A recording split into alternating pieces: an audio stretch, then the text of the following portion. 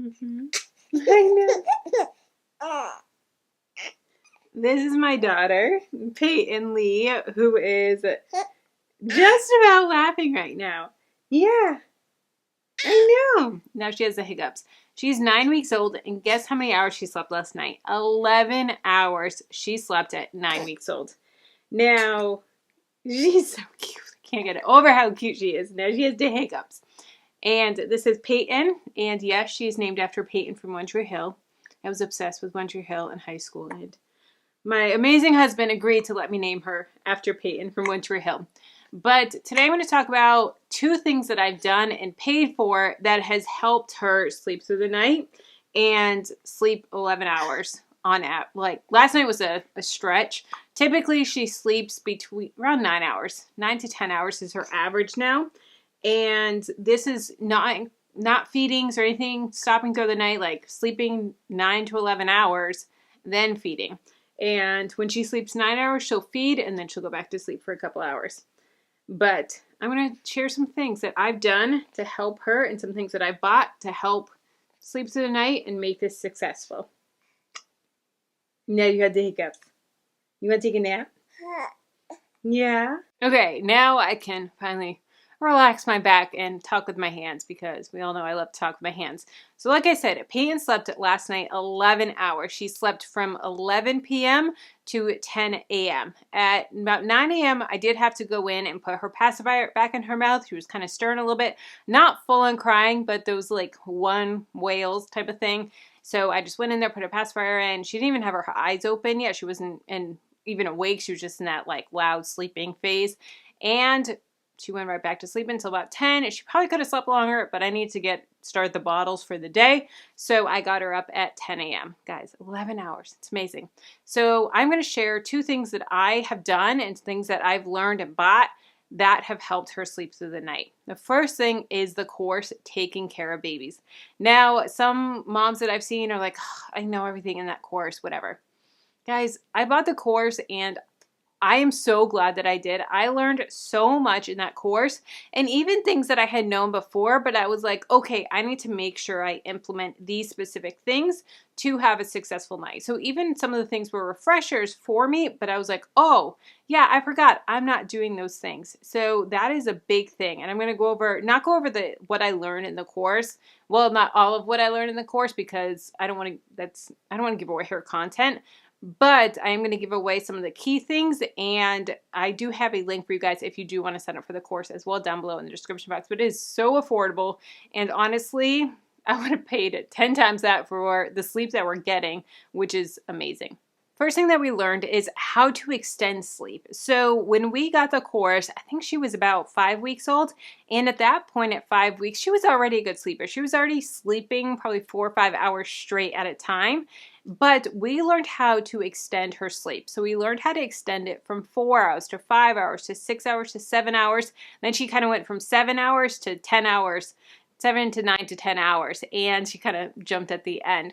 But we learned how to slowly extend the sleep, and it's something that didn't happen overnight, but it wasn't the same 4 hours, 4 hours, 4 hours, 4 hours, 4 hours, and we were able to extend it. So that was a huge thing. One of the biggest things that I learned in the course is things that need to be done during the day to set yourself up at night. And things like getting her ounces in during the day so that she sleeps throughout the night. That is a really big one. And I've had, to be honest, a lot of people mom shame me and criticize me that my baby should not be sleeping that much at 9 weeks old, or even when she was 6 weeks old and sleeping through the night, that she needs to eat at night. She needs it. And they really mom shamed me. And sometimes I still get that mom shame from people in my real life. And I honestly think that part of it is just their own, like their baby didn't sleep through the night, so it makes them feel better. When you have to realize every baby is different. Number one, every baby is different. And some babies, different things. Or maybe they aren't willing to do certain steps or only try half of the techniques and not all the techniques. And that's why it's not working for them. But with the weight thing, just to get this out of the way, I know that a lot of people think that, they need to eat throughout the night so that they can grow and all of that. I just came back from the pediatrician. She had a pediatric appointment last Monday, and typical babies at her age are supposed to gain between a half ounce to an ounce every single day. She's been gaining 1.2 ounces on average. She gained, I think, 60-something ounces in like 45 days or whatever the math was. But the pediatrician was very happy with her weight gain and very happy with how she's grown developmentally and the milestones that she's hitting. So he is pleased all around. I told him how much she's sleeping, and she said that's totally fine. Totally fine that she is sleeping through the night, and totally happy with her and the sleep that she's getting. So just want to throw that out there. One thing that I've learned is what to do in the middle of the night when she does cry, of how to put her back to sleep without picking her up. Because a lot of times when they're crying and you pick them up, it totally wakes them up.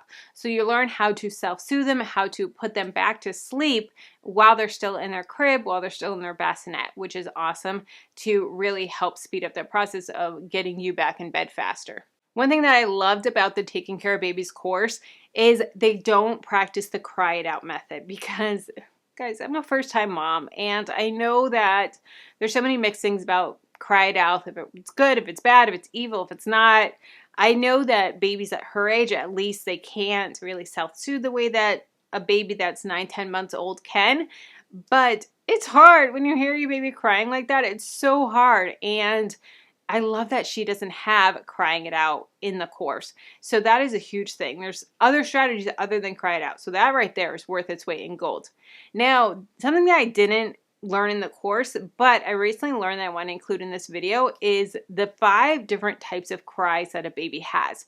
So a lot of times new moms and moms in general, we're like, oh, the baby's crying and babies just cry just to cry sometimes. No, I've learned that that is not true, and I've really found it to be not true in Peyton as well.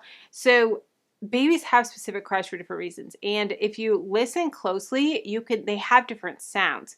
So a baby is never going to cry just to cry, and it may be something simple like discomfort, or something's not comfortable, like it could just be like, I've been laying on my back and I'm not comfortable on my back anymore. Like how, when we're sitting in a chair all day and we're like, okay, I got to get up and stand. It's like sometimes babies need to like just get up and move or be picked up in a different position. Like sometimes it's something as simple as that. But they have 5 different types of cries. And I'm going to put the different types of cries on the screen.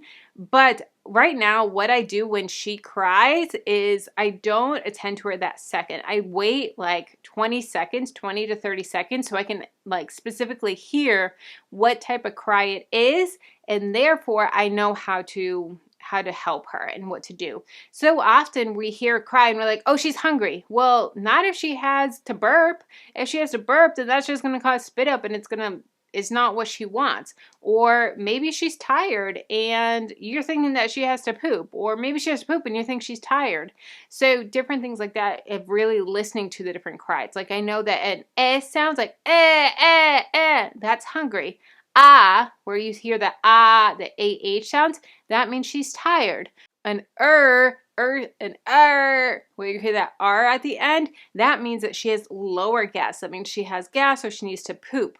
Or if she says that, that means discomfort. So the different cries, they mean different things. So knowing what type of cry she has really helps me to solve that problem faster. So yes, she may be crying for 20, 30 seconds, and that sucks hearing you baby cry a little bit in the beginning of just like sitting there and watching them cry, but you know how to fix the problem faster. So in the long run, they are happier quicker when you know exactly what they want. So take a screenshot of this. I have it saved in my favorites on my phone, and I refer to it often. I memorize most of it, but sometimes I refer to it when I'm like, which one is that? And I look for like the H or the R sound, and I know specifically how it is. So take a screenshot and save it in your phone. So like I said, I do have the course link down below. Some people think that you can get all the information in the course on her Instagram and blog. It has a lot of it, but I just love the way that she compacts everything in the course. I watched the entire course in one day, and that night she slept so much better. I think I bought it when she was going through the 4-week sleep regression. That's when I bought it. 4-week sleep regression. She had a couple fussy nights, and I was like, we're buying this thing. And that night that I did it, I implemented everything, and she slept good that night. So yeah, I'll have a link for you down below in the description box. Next thing that I bought that really helped Peyton sleep through the night that I spend money on is the snoo. Now, the snoo, guys, it's pricey. It's on sale right now, but it's a hefty penny. You know, it's over $1,000, but you can rent it, you can buy it and resell it. What we're planning on doing is using it for our next baby and then selling it after that to recoup a lot of it. They have really, really great resale values. So check Facebook Marketplace as well, and or look into renting it. But the snoo, oh, it's a lifesaver. I'll have a link for you down below in the description box.